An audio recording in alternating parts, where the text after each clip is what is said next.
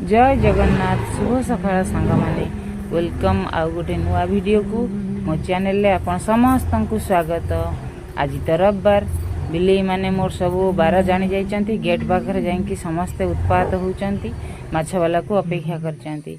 आ माछ वाला आज आसीबा टिके लेट कला तेणु करी मु आम बाबू को पठाउची जे जिबे से मार्केट रो माछ नै के आसीबे। से रास्ता रे गाड़ी जाउची मु जाइची तांको सब नै के आसीबा पई घर को तांको पठेइबी से जिबे।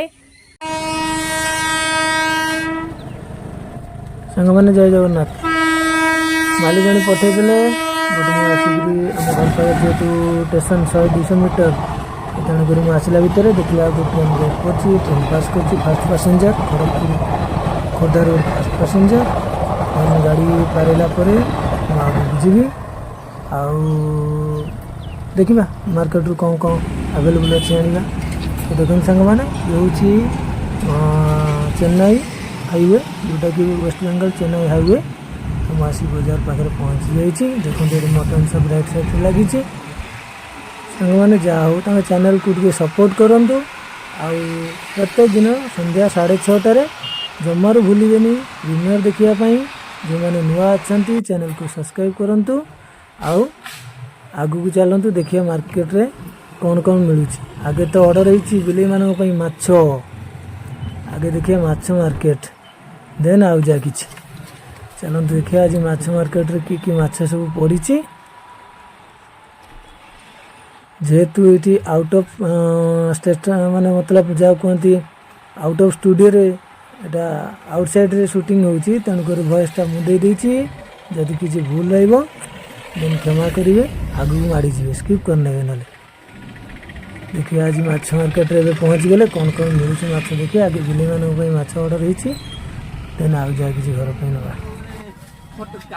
बहुत सारा माछ पड़ी आज मु तो माछ गुरा ना कि आनी एपट साइड बहुत माछर ना पाखापाखि 100-200 भेराइटी ना जाओ मत जहाँ कहते बिलेई मानक से माछ नेबी देन आगू बढ़ी मुझे प्रत्येक दिन माछ निए रेगुलार महाजन आमर देन आसिली बिलेई मानक क्षीर नापी ओमफेड पार्लर क्षीर नहीं जावा तो रेगुलर क्षीरटा आवश्यक आ जाऊँगी हो तो देखनी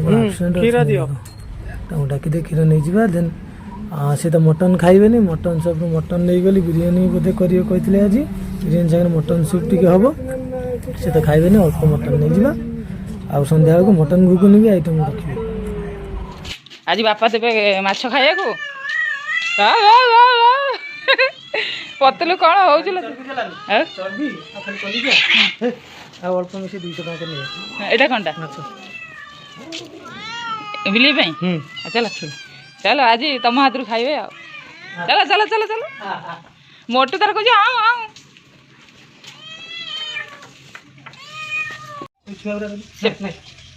से नालिया टोटल खाइने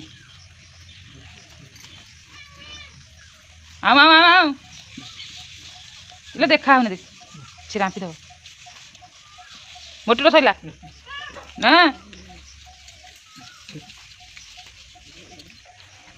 बतल बतल से सैला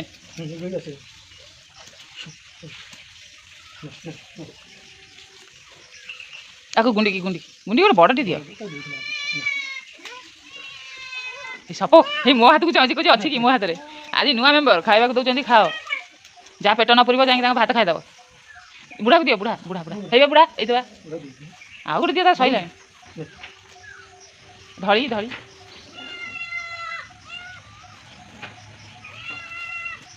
दे मोटू मोटू को दे बटे आउ क्षीर दूसरी छुआ को 3टा खंड छुआ कर गुंडी आउ गोटे ये गोटे माछ पड़ी ये गोटे माछ पड़ी से तल को चाहिए पतर पतर ये खाइला नहीं जंदा खाइबे ये खाइला नहीं काली पेती बुढ़ा से माछरा उठे आने ना जंदा घेरी जी सी रांपी दब हाथ। बिरियानी पाई मोर राइस रेडी हो सारा बिलेई माने आमर बिरियानी राइस खाइबेनी तेणुक देसी चाउल मु रांधिबी खास करी काली पेतिनी पूरा अस्थिर हो गलानी से कंचा माछ खाऊनी तापाई मु राइस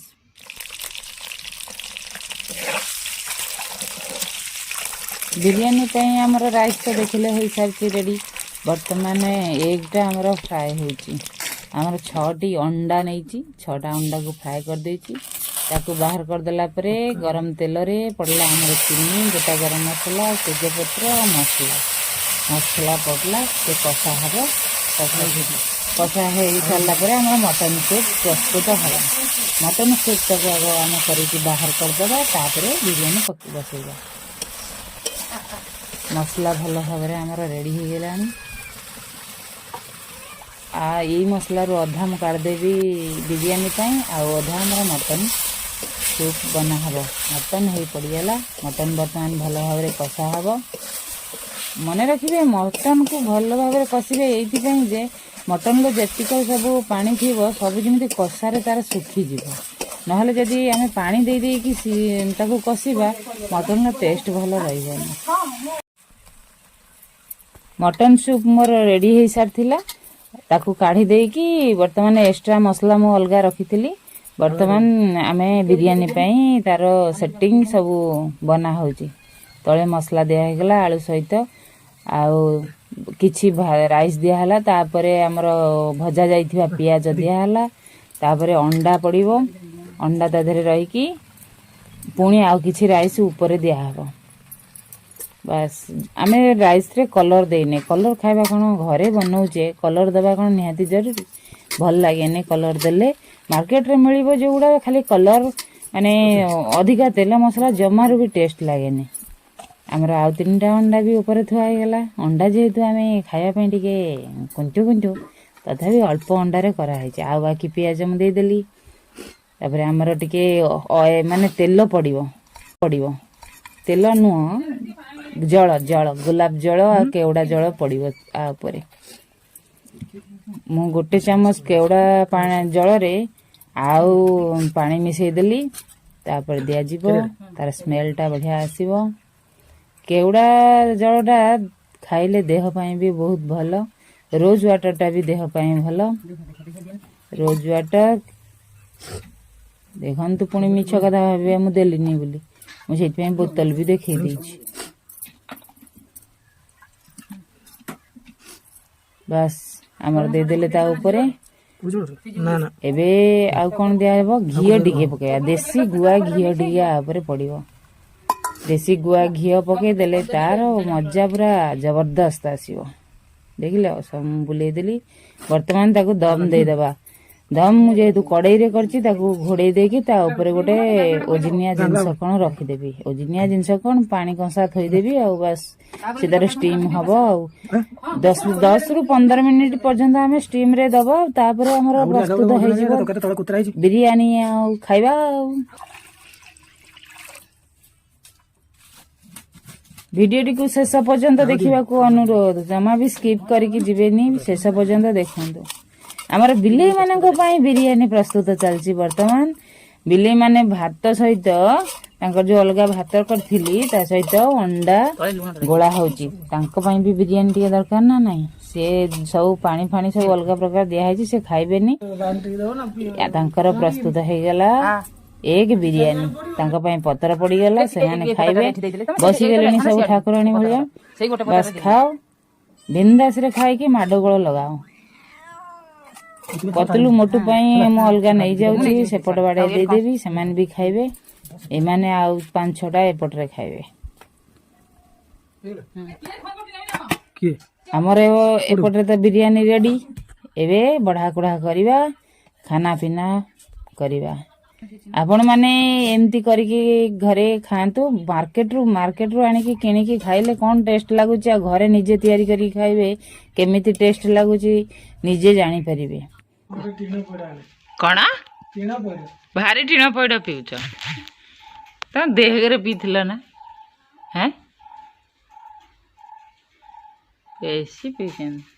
ପାତଲୁ ଦେଖେ ମୋ ଉପରେ କେମିତି ବିରକ୍ତି ହଉଛନ୍ତି।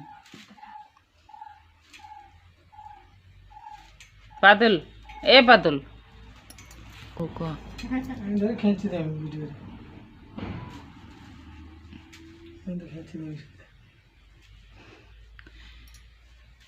ଆଜି କ'ଣ ଖାଇବ? ତମେ ଦବ ଖାଇବ ନା କି? ହଁ ସକାଳୁ ସିଙ୍ଗଡ଼ା ଦିଟା ନ ଆଣିଥାନ୍ତେ ସେତିକି ପାଇନାହାନ୍ତି। ମୁଁ ତ କହିଥିଲି ସିଙ୍ଗଡ଼ା ପାଇଁ। ତମେ କାଳେ ଦଉଥିଲ ଛୋଲେ ଭଟୁରେ ଘୁଗୁନି, ମୁଁ ମଟନ କାହିଁ ଘୁଗୁନି। ମୁଁ କାହିଁ ଦେବି ଛୋଲେ ବଟରେ, ତମ ବା ଦେଇଥାନ୍ତ କହିଲ ଖାଇବ ବୋଲି। ବାପ ଝିଅ ଆଗୁଆ ପ୍ଲାନିଂ କରିଦେଇଥିଲେ, ଦେଖିଲା ବେଳକୁ ହୁଳୁ ଉପାସ। ସେ ପୁଣି ଯାଇନଥାନ୍ତେ ଆଣିବା ପାଇଁ ମାର୍କେଟ, ମୁଁ କହିଲି ବୋଲି ଗଲେ।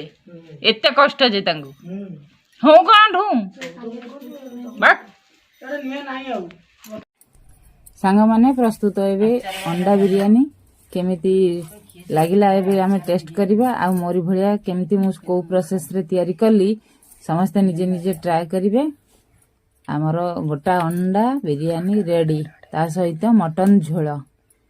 ବାଃ ବଢ଼ିଆ ଆଉ କମ୍ବିନେସନ୍। ସମସ୍ତେ ଖାଆନ୍ତୁ ଆଉ କେମିତି ଲାଗିଲା କହିବେ। ମୋ ଭଳିଆ କିଏ ଗୋଟା ଅଣ୍ଡା ଖାଇବ? ଗୋଟା ଅଣ୍ଡା ଖାଇ ପାଲ ବାନ୍ଧି ଘରକୁ ଯାଆନ୍ତୁ।